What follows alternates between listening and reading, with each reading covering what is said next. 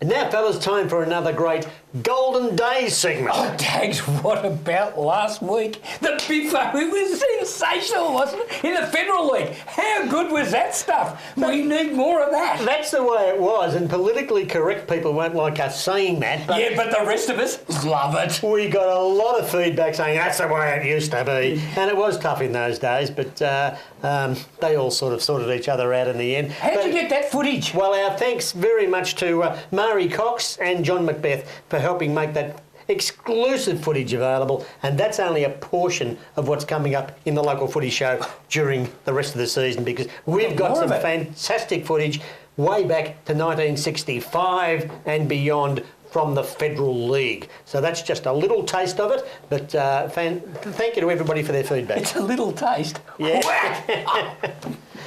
So we've got lots more of that coming up.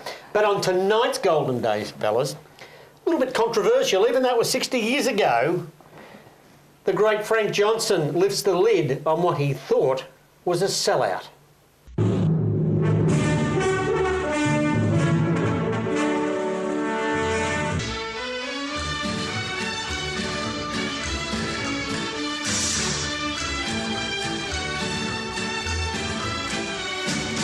It was 1955 when Port Melbourne squandered a 5-goal half-time lead to lose the VFA Grand Final to their old foe, Williamstown.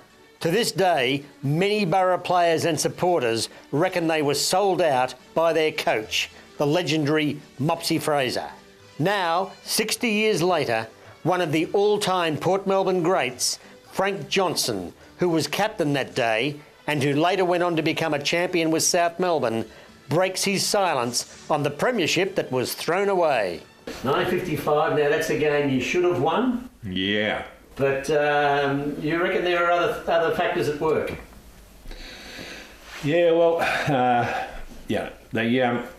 think it's two things that happened. Firstly, just before half-time, our centre man, Jack Story, went down with a broken leg. And he has a story which he tells about that. We on the reserves that day, because you only get 2 reserves and they can't be replaced. We had 2 players. One was a very big fellow, who was a noted full-back or picking up ruck in the back pocket, and the other fellow was a shorter, quicker player. And when we went in at half time, when the incident happened, Fraser, who wasn't playing then because he was disqualified, sent this Jack Story, Georgie Stone. He sent Georgie Stone in to play in the centre, with the instructions, don't let anybody change you. So when the game stopped at half time, which wasn't that long after, when we got to the rooms, we sort of, Norm Goss, who was the secretary at the time, and myself, who was acting captain on the day, said to Mopsy, you can't leave Georgie Stone in the centre. You've got to change him, and you've got to put Bobby Withers in, and let Georgie go to the half back line or back pocket. And Fraser argued right, left and centre, and he said, no, wait a minute. And we said, but just crazy, if you don't do that, we could lose the game. Anyhow, we argued so much, and he turned around to us and he said, if you're not happy with what I'm doing, he said, take over and you can coach the side yourself. So then Norm Goss sort of backed off and said, look, don't be like that, you're the coach, we'll do it your way. So that's what they did. Now, we had on the half-back flank a fellow by the name of Bobby Withers, who later on went to Tasmania and finished up being an All-Australian footballer. Had played on Jack in the centre in the practice matches and had beaten him quite convincingly. Was a logical choice to go into the centre, and Fraser wouldn't do anything about it. So we played the whole game out with this setup in the centre of the game, and with the result that what's their name, Albie Linton and fellow Smith won the list in that year. Cut us to pieces. Johnny Martin. Johnny Martin, that's right. they just took over the game, the two of them, and just cut us to pieces in the centre of the ground, and we lost that game. Now, I ran into the fellow that was playing fullback, Jackie Metherall was playing fullback for us that day. And I ran into him when I was on holidays up around about, it was up at Yarrawonga or somewhere.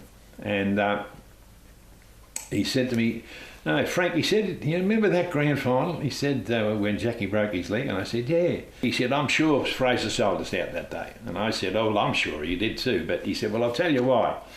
He said he gave me strict instructions that I had to kick the ball out to the grandstand side of the St Kilda ground every time. Don't ever change it. Kick it out to the grandstand side every time. He said, and I was doing that.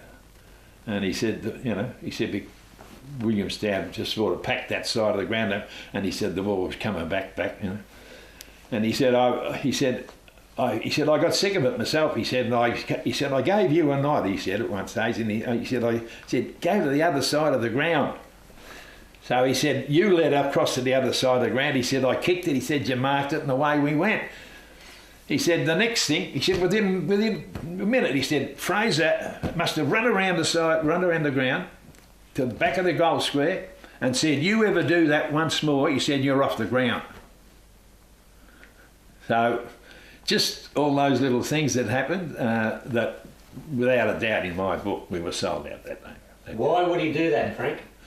Well, the story was going around Port Melbourne the following morning that if we had won that game, then Fraser would have been dead that night. So he must have owed a lot of money to a lot of bad people. Yeah. So, yeah.